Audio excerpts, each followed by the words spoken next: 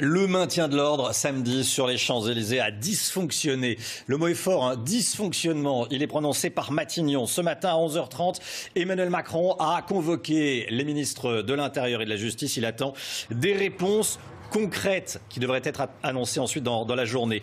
Des mots très forts ce matin de Benjamin Griveaux, le porte-parole du gouvernement, qui s'exprime dans CNews, votre journal gratuit. Il déclare que rien ne peut excuser ceux qui participent ou applaudissent face à de telles violences. En clair, il les qualifie de complices, hein, on peut le dire. Alors, on va en parler avec vous, Denis Jacob. Vous êtes policier, secrétaire général du syndicat Alternative Police. Parce que plusieurs questions se posent après ces dysfonctionnements, pour reprendre le mot utilisé par Matignon.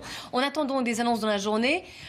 Qu'est-ce qu'il faut changer pour qu'on ne revive pas ce qui s'est passé samedi? À votre avis, quelles sont les mesures qui doivent être prises? Bien, je vais être très clair. Je pense qu'aujourd'hui, on a atteint la limite de l'acceptable, si on peut encore parler d'acceptable dans ce qui se passe, avec ce qui se passe dans ce pays depuis 4 mois. Il faut empêcher ces manifestants, si on peut appeler ça aussi des manifestants, ces casseurs, ces voyous. Il faut aller au contact, il faut les interpeller une bonne fois pour toutes, les déférer devant la justice. On ne peut plus continuer à attendre qu'il y ait des drames. On a failli en avoir un dramatique à Paris avec l'incendie de cet immeuble et 11 personnes qui ont été évacuées par nos collègues. Et donc on ne peut pas continuer comme ça. Il faut qu'on agisse et pour agir, il faut nous laisser les moyens de disposition. Et là, il y a la problématique de quand on intervient, eh bien, il y a forcément des violences policières. Et si on n'intervient pas, on nous reproche qu'il y a de la casse. Donc ça Mais Denis Jacob, pour être extrêmement clair, ça veut dire que pour une journée comme samedi, vos collègues sur le terrain reçoivent des consignes écrites, parlées, de ne pas intervenir, de rester en retrait?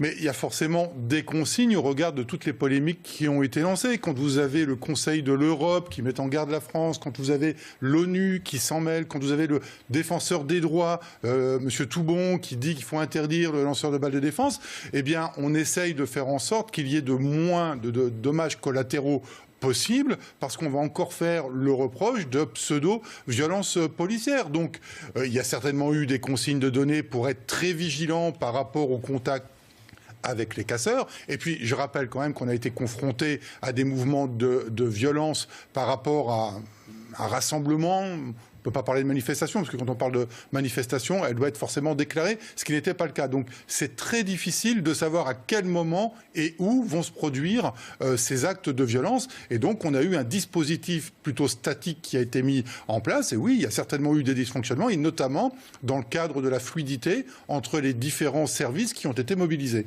Vos collègues ont-ils peur d'utiliser désormais les LBD ? C'est pas une question d'avoir peur. Les collègues, ils attendent qu'une chose, c'est de rétablir l'ordre républicain dans ce pays. Mais pour le rétablir, il faut qu'il y ait, premièrement, le soutien de la hiérarchie, qui donne les ordres comme ils doivent être donnés, et surtout le soutien des forces politiques, quelle que soit la tendance.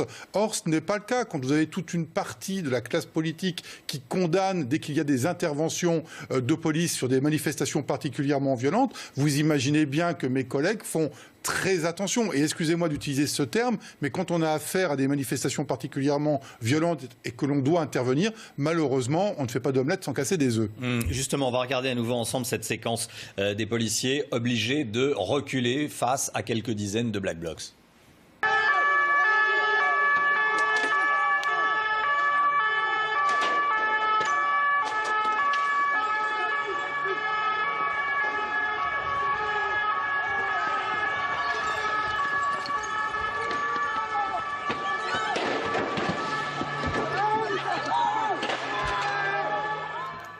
Denis Jacob, le recul, la fuite, parce qu'il n'y a pas d'autre mot, la fuite, c'est la seule attitude à avoir dans ces cas-là ?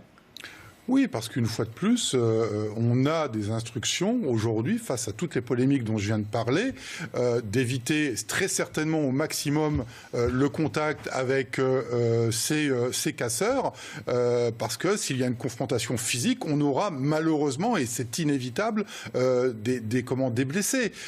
Mais je voudrais aussi rappeler qu'il y a une lourde responsabilité de la part de ceux qui s'autoproclament porte-parole des Gilets jaunes, parce que ce que l'on a vécu samedi, c'est quand même consécutif à des appels qui ont été lancés par certaines, entre guillemets, personnalités des Gilets jaunes à venir habillés en noir sur ces manifestations. Donc, il porte aussi une lourde responsabilité. Et si les individus qui ont commis toutes ces exactions ne peuvent pas être identifiés, moi, j'appelle le ministre de l'Intérieur à déposer plainte contre ceux qui ont appelé à organiser ce type de rassemblement. Ils sont noirs, ils sont aussi masqués, c'est interdit.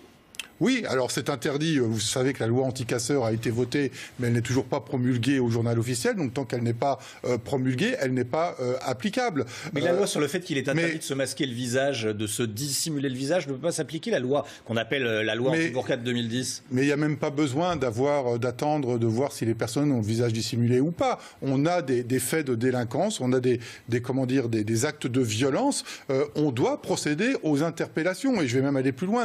Dès lors qu'on a un commencement d'attroupement sur la voie publique, on est tenu d'intervenir puisque l'attroupement sur la voie publique n'est pas autorisé s'il n'y a pas eu de déclaration préalable dans le cadre d'une manifestation. Et ce qu'on attend, c'est qu'au moment même où il commence à y avoir ce type de rassemblement, eh bien on procède aux interpellations et qu'on n'attende pas qu'ils se réunissent en nombre et qu'ils procèdent à des casses comme on a pu connaître ce samedi.